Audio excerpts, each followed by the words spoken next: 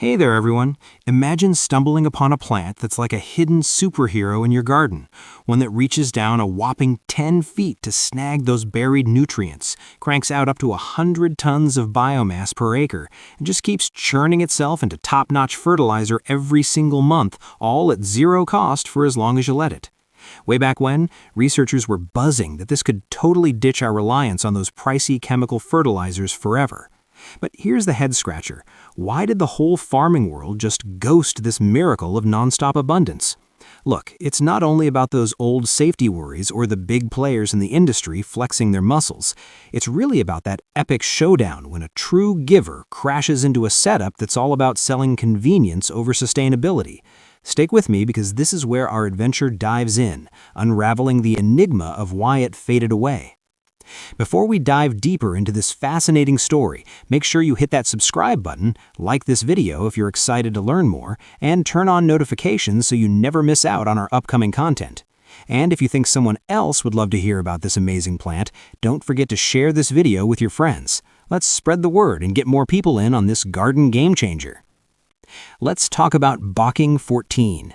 Comfrey isn't some run-of-the-mill leafy thing you'd toss in a salad. Oh no, it's basically a biological powerhouse humming away in your backyard. As soon as spring rolls around, those robust, wide leaves explode upward, driven by this incredible taproot that dives straight down 6 to 10 feet into the dirt. You know how most of your everyday crops are just scraping by on the surface, begging for whatever scraps they can find?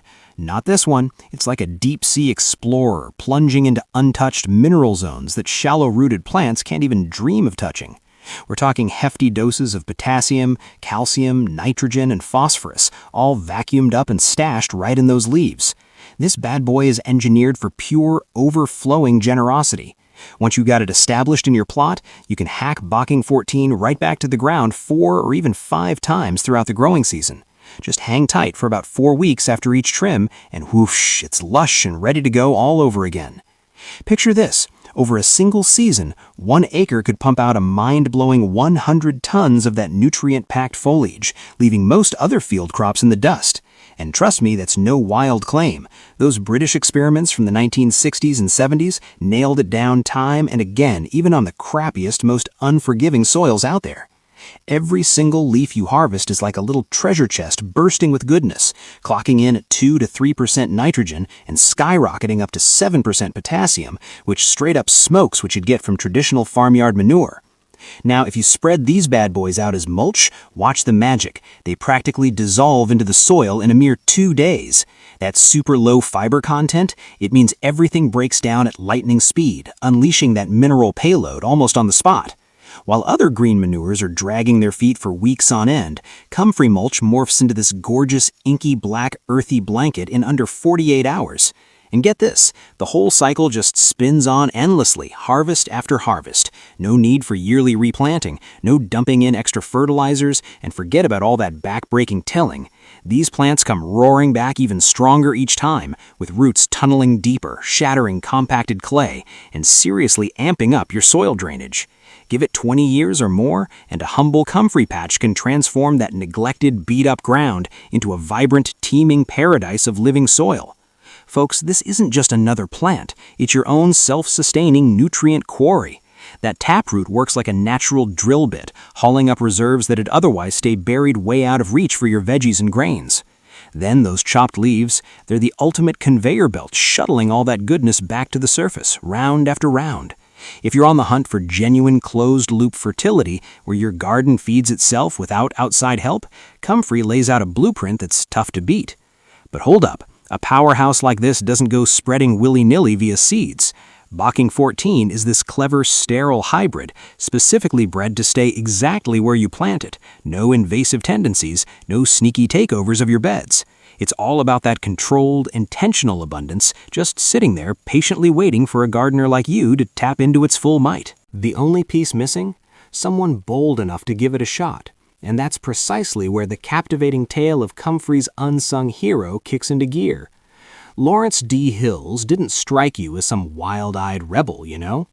Back in 1954, this eager young British horticulturist was wrestling with all those lingering post-war jitters, empty pantries, exhausted farmlands, and this constant dread that the global food chain was hanging by a thread, one lousy season away from collapse. But he zeroed in on Comfrey's overlooked potential, something that flew right over everyone else's heads.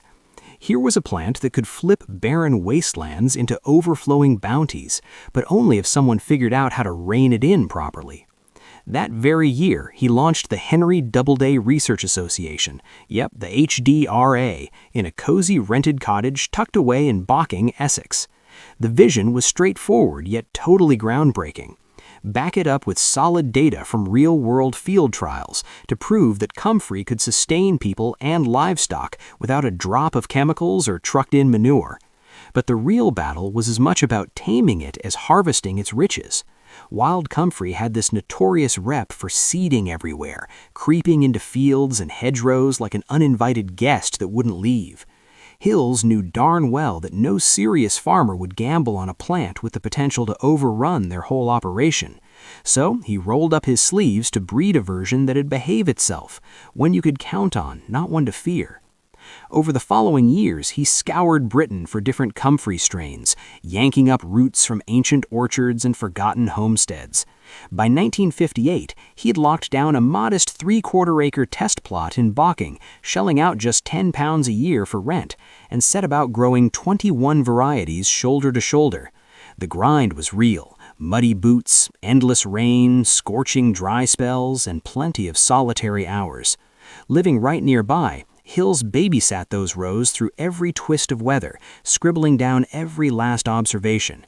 He crossed the vigorous Russian Comfrey with the everyday common type on a quest for that perfect seedless specimen. It demanded years of careful propagation and some brutal culling of the underperformers. Finally, by the early 1960s, one strain rose above the rest, Bocking 14. Totally sterile, no viable seeds to worry about, and it shrugged off rust and diseases like a champ. But the real kicker, it boasted the absolute highest nutrient levels, especially that potassium punch, out of everything he'd tested. His notebooks, overflowing with yield spreadsheets, mineral breakdowns, and meticulous notes. He charted regrowth timelines, harvest weights, and how different soils played into it all. Those early HDRA members, mostly your average backyard enthusiasts, pitched in with small donations to keep the lights on. Heck, some even mailed in stories of their own Comfrey trials, reinforcing Hill's belief that this was for everyone, no matter how tiny your space. By the mid-1960s, Bocking 14 was primed for prime time. And Hills, he didn't slap a patent on it or hoard it like some corporate secret. Instead, he shipped out root cuttings to anybody who reached out. Hobby gardeners, small-scale farmers, even folks overseas battling depleted soils. The HDRA's Comfrey experiments became this understated lighthouse for the budding organic movement. For Hills, it was never about pie-in-the-sky ideas. It was about cold, hard proof. He wanted to demonstrate that with just a spade and a scrap of land, you could unleash fertility that rivaled the finest manure, all without the weed apocalypse. Bocking 14 delivered. It planted firm, only multiplied through root splits, and cranked out reliable hauls of nutrient-dense leaves season after season. To Hills, this breakthrough went way beyond botany. It was a roadmap to real resilience, a grassroots way to nourish the world, starting from the soil up, one resilient root at a time. Now, let's geek out on the lab stats, because they don't lie. Comfrey's profile is straight up impressive. Fresh leaves from Bocking 14 clock in at 2 to 3% nitrogen, about 1% phosphorus, and potassium levels that can spike as high as 7%. That potassium edge, it's a game changer for any fruiting plants, fueling those bigger, juicier, sweeter yields you dream about. Stack it up against farmyard manure, which struggles to hit even 1.5% potassium, and Comfrey can quadruple that output easy. But hey, it's not all about the big 3 NPK macros. Comfrey's got that low fiber magic, meaning those nutrients hit the ground. Pile some leaves into your compost bin and watch the temperature soar, sometimes jumping 10, even 15 degrees in no time flat. All those hungry microbes flock to the soft green goodness, tearing it apart so swiftly that even a sluggish cold compost heap wakes up and gets cooking again. Gardeners don't call Comfrey the ultimate compost activator for nothing. While stuff like straw or plain grass clippings might lounge around for weeks breaking down, Comfrey's protein-jammed leaves disappear in mere days, supercharging the soil and every critter calling it home. Switch gears to liquid feeds and it's the same winning tale. Soak those comfrey leaves in water and you brew up this deep, earthy potion, comfrey tea, that's loaded with more potassium than a ton of those commercial tomato fertilizers. Lab tests on a standard batch show roughly 2% nitrogen, 1% phosphorus, and 3% potassium, holding its own or straight up surpassing the synthetic blue granules lining garden store shelves. The beauty? This powerhouse tea comes from leaves you harvest for free, not some bag you gotta repurchase every season. Dive into any metric, yields, trials, or those buckets of fermenting greens, and it all points the same direction. Comfrey isn't just keeping pace with chemical fertilizers, it's lapping them in the nutrients that truly count for bumper food crops. No wonder the fertilizer giants couldn't turn a blind eye. Back in the mid-20th century, agriculture got swept up in this shiny new promise, the factory-fresh fast lane. Synthetic fertilizers stormed in with their vibrant packaging, boldly stamped with precise ratios and vows of hassle-free abundance. The hype was everywhere, splashed on billboards, glossy farm magazines, even official government handouts. Nitrogen, phosphorus, potassium, doled out to the exact gram, ready to scatter in mere minutes.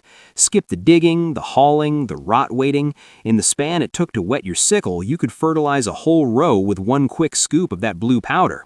The stats spun their own compelling yarn. That Haber-Bosch process, dreamed up early in the 1900s, flipped air into ammonia on a massive scale. Sure, it guzzled energy like crazy, but the crop boosts, they promised to feed billions. Fast forward to the 1960s, and this chemical wizardry was marketed as the pinnacle of convenience.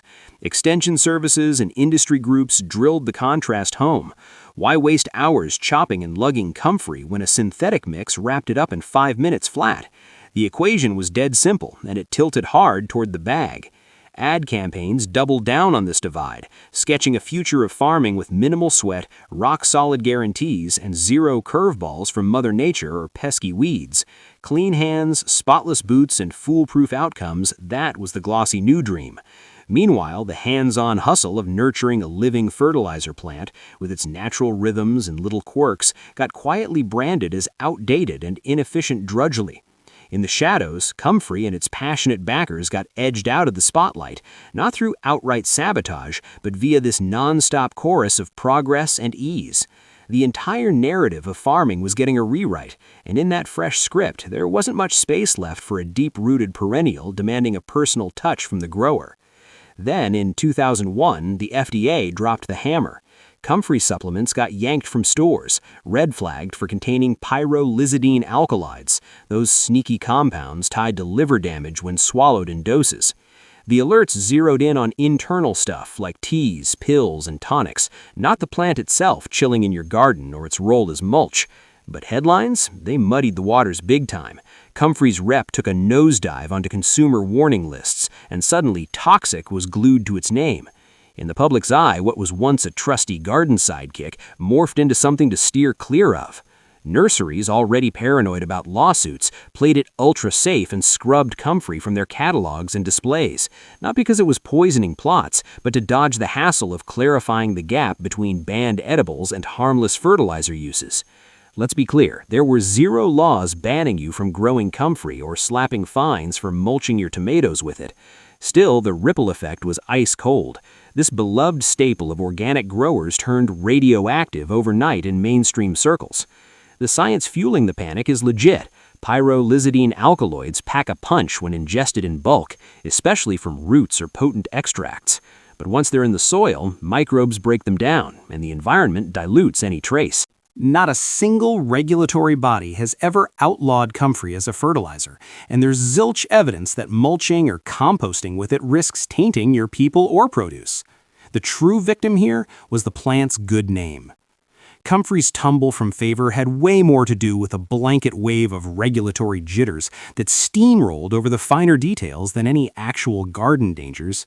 For ages after, it clung to life in tight-knit organic and permaculture communities, swapped through root cuttings and hushed recommendations. The broader gardening scene, they just kept marching forward, consigning this soil savior to the fringes. All right, let's get hands-on. Chop and drop is hands down the easiest trick to unleash Comfrey's mojo. Just snag a bunch of those thick, fuzzy leaves, slice them clean at the base, and scatter them straight around your tomatoes, peppers, or berry canes. Zero digging, no fancy mixing required. Simply drop and bounce. In just 48 hours, that green mound melts seamlessly into the earth, delivering a targeted blast of potassium and nitrogen exactly where your fruiting champs crave it. The low-fiber secret? It ensures breakdown happens in a flash. No twiddling thumbs for compost cycles, no fretting over nitrogen tie-ups. Every single chop and drop nourishes the underground ecosystem and those hungry roots below. Craving a liquid kick? Enter the legendary Comfrey tea. Cram a bucket full of fresh leaves, top it off with water, and let it bubble away for 1 to 2 weeks. What you get is this rich, notoriously pungent brew that outshines most off-the-shelf feeds.